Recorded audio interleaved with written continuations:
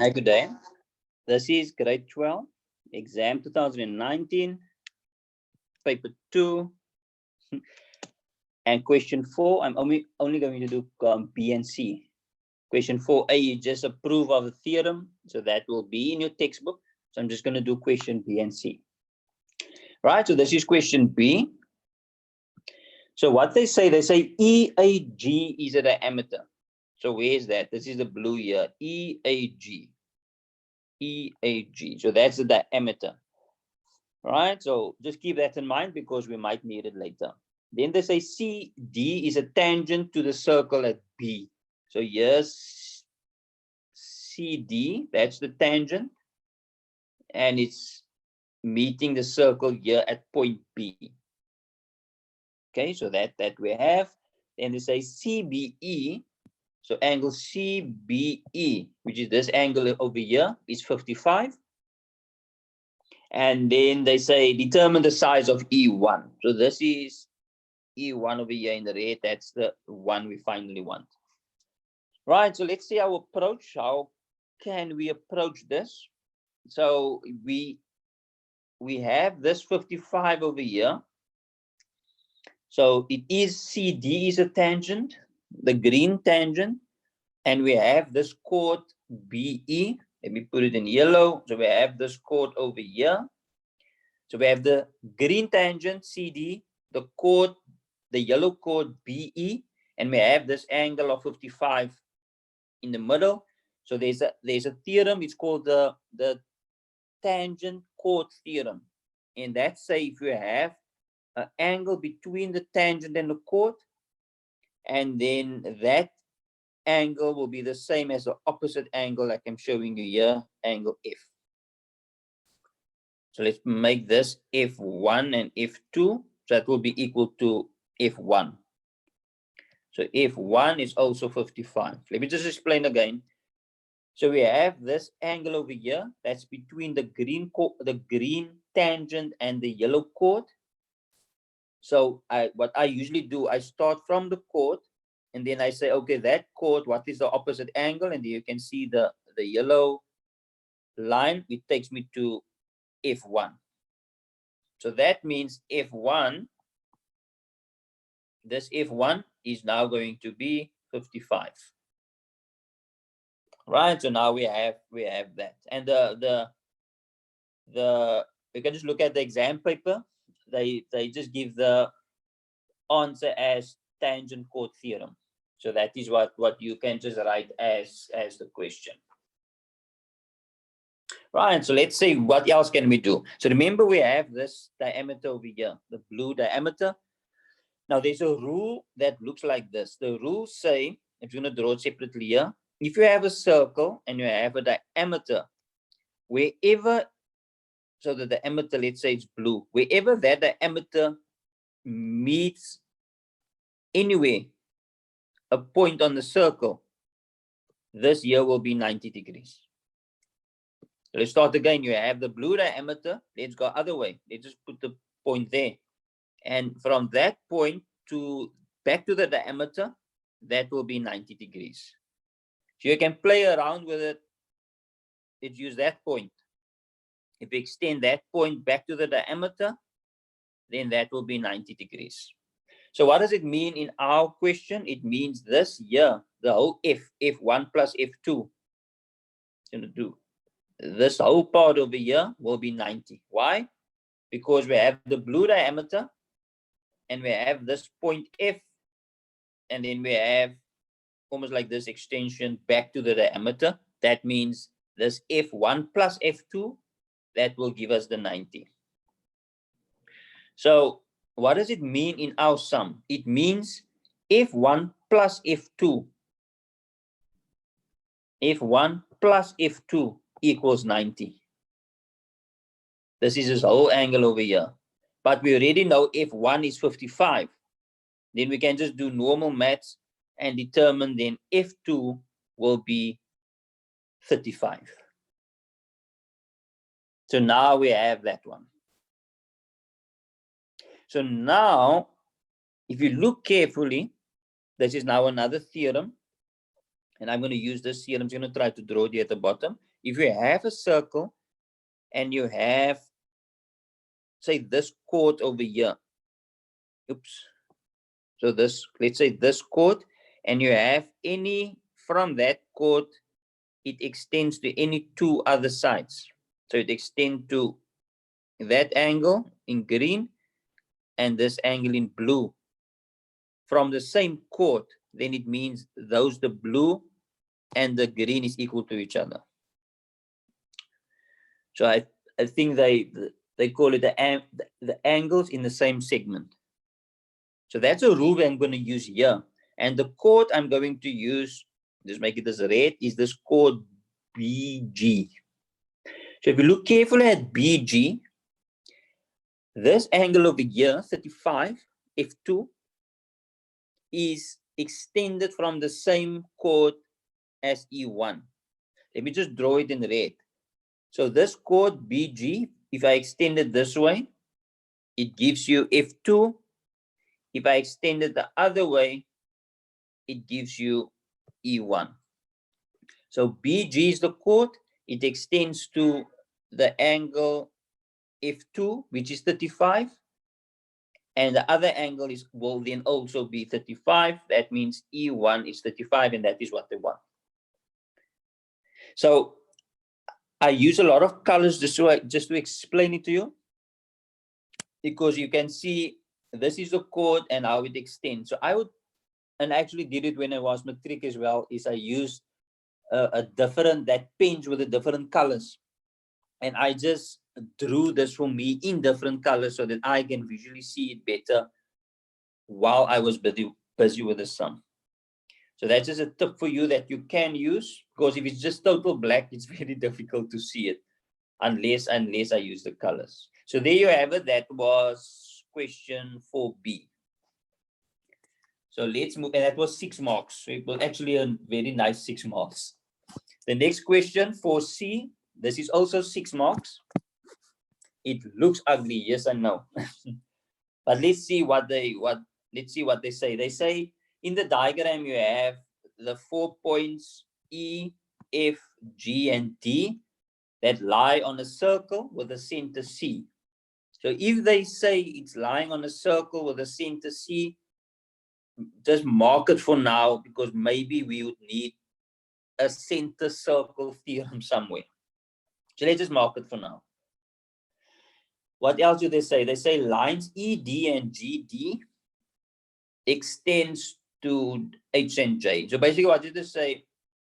This line GD extends further to J, and this line ED extends further to H. That's the only thing they say there. They say HBJ.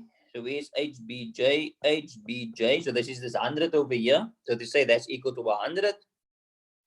And they say FCE, which is this one here, is 50. And then they give FGC, which is 35. So that is what they give. So let's see what do they want? They want proof that DHBJ. So what is DHBJ? DHBJ. So this quad over here, the red quad, prove that that is a cyclic quad. That's the question. 6 marks. So let's see what can we do. So we must prove it that is a cyclic quad. So the first thing that comes to my mind is, what is the rules of a cyclic quad? And what of that rules can we apply? So I can already see we sit here with this 100 degrees. Now I know one of the rules of a cyclic quad says if you have a circle, the circle over here, and you have 4 sides to the circle, that means this is a quad, but it's a part of a circle, so it's called a cyclic quad. And if that is a rule, then the 2 opposite sides will equal 180. So if that is A, that is B, that is C, that is D, then A plus B equals 180. and C plus D equals 180. That's going to be my approach. Why is it my approach? Let me just explain. Because there's 100. Now, if this is true, if this red quad is a cyclic quad, then actually I'm just going to do something like this. It actually means this is part of a circle. And if that is part of a circle, it means this theorem here will apply, which will mean this D3 must be 80. We don't know it yet. But if D3 is 80, and this is my approach, if D3 is 80, then the two opposite sides, 80 plus 100 equals 180, and then we can say the two opposite sides equals 180, and therefore that is part, that will be a cyclic quad. So that is where I'm going to go with this. So let's see if we can get to this 80 over here. So now let's go back to what we have. So we have this 50, we have this 35. Remember, they have the center. So let's start with that center. So C is a center. What does it mean if C is a center? It means from the center to any point on the circle, that's a radius. That means CG is a radius, that's in green. That is a radius, CF, and CE is a radius. What does it mean? It means the radius are the same. So now we know all that sides are the same.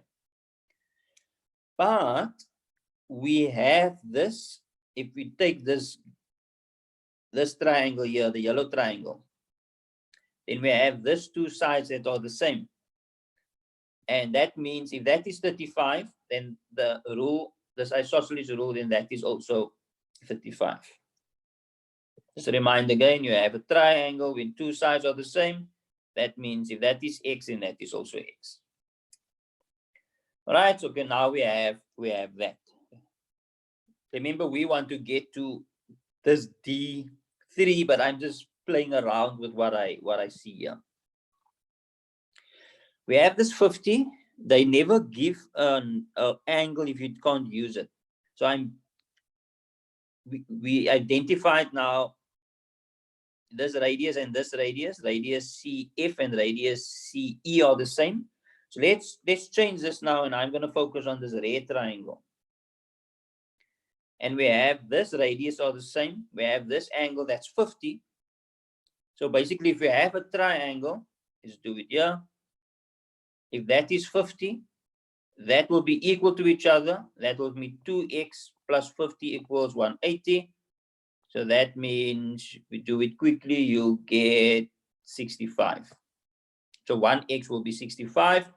So if 2 is 65 and E1 will be 65. All right, so now we have that also. Double check, that's 50. That's two radiuses which are the same. So in the red triangle, that two sides must be the same, which is right, and everything equals 180. 65 plus 65 plus 50. Right, now we have that. Right, let's see what else can we do. Now the thing is, can we get to D1? Why am I saying so? Because if we can get to D1, then D1 and D3 is the same. Because that's the rule of the opposites. Opposite sides are the same. So let's see how can we get to D1? Now we actually are going to use the same rule as here below. Because we have a circle, and if there's four sides, it means A plus B is 180 and C plus D is 180. The two opposites will equal 180.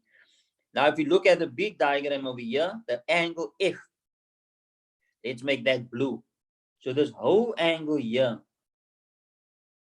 plus this D1. So now we say, look at the bottom, F1 plus F2 will plus D1 will equal 180. So that means this whole angle over here plus D1 will equal 180 because this F is on the bigger, is a point on the circle. So F is a point, E, D, and G is a point. So if F is a point, then this whole angle is plus the D1 is 180. F1 plus F2 gives us, how much is that? 100. So 100 plus D1 equals 180. If you do the maths, then D1 will be, that will be 80. The D1 will equal 80. Right, so now if we use, so now I can already see we on the, towards the finish line. So if you use this here at the bottom, if this is 80, then the opposite angle will also be 80. That's just the opposite angle rules. And just remember, for each and every thing, you must just put a line, you must just put the rules again. You can go through the rules now. So we identified now that is 80. If D1 is 80, then D3 is 80. And if D3 is 80, that means the red quad is a cyclic quad. The reason is because angle B plus D3 is 80, and B and D3 plus D3 is 180. And if two opposite angles in a quad is equal to 180, then that quad is and will be a cyclic quad. And that's what we want, and that's will be our final answer. All right, so let's just recap this one again. Like we started with this outside type of quad, and we had to prove that. Now, I'm not going to go through everything again, but I just want to explain. I always start from the back, meaning what would I need to prove the sum? So we wanted to show that the red quad is a cyclic quad. So we wanted these two angles to be equal to 180. That means that angle must equal 80. So that was my starting point. And so I kept that in my mind and just see where I got. And as you saw, as we go through the whole sum, we eventually came up to where this angle F was 100. That means this is 80 because this is part of a circle. This is a cyclic quad. And because that is 80, D1 is 80, it means D3 is 80. And because D3 is 80 plus B equals 180, that means, and now we can actually do this and say, but this is now a cyclic quad, which, and if you would have drawn it, it will give the circle in red. Thank you very much. Hope you have a good day. Goodbye.